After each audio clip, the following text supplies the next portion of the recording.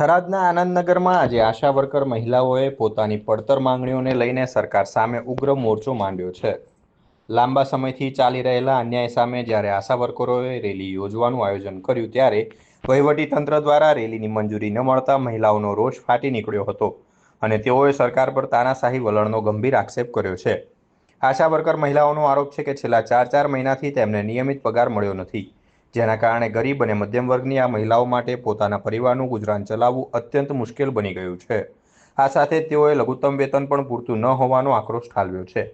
આનંદનગરમાં મોટી સંખ્યામાં આશા વર્કર મહિલાઓ એકત્ર થતા મામલો ગરમાયો છે અને સ્થાનિક રાજકારણમાં પણ ગરમાવો આવી ગયો છે। મહિલાઓએ વહીવટીતંત્રને સ્પષ્ટ શબ્દોમાં ચીમકી આપી છે કે જો સમયસર તેમનો પગાર ચૂકવવામાં નહીં આવે અને માંગણીઓ સંતોષવામાં નહીં આવે તો તેઓ આગામી સમયમાં યોજાનારા રાષ્ટ્રીય પોલિયો અભિયાનનો સંપૂર્ણ બહિષ્કાર કરશે। અમે મંજૂરી માટે પ્રયત્નો કર્યા જ છે। એક અઠવાડિયાથી અમારી બહેનો રોજના એ થરાદ કચેરી આવી અને મંજૂરીની પ્રોસેસ કરી છે। છેલ્લી ઘડી અમને એમ કહેશે કે તમને મંજૂરી નહીં મળે તો અમારી બહેનો પાસે કોઈ એવા હથિયારો નથી કે અમે કોઈ દેશ વિરોધી ગતિવિધિઓ કરતા નથી।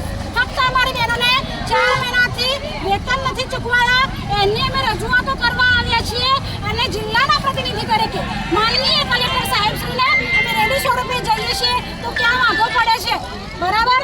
આશા વર્કર બહેનોને લઘુત્તમ વેતનની માંગણી જે વર્ષો જૂની છે એ અમે રજૂઆત માટે આવ્યા છીએ।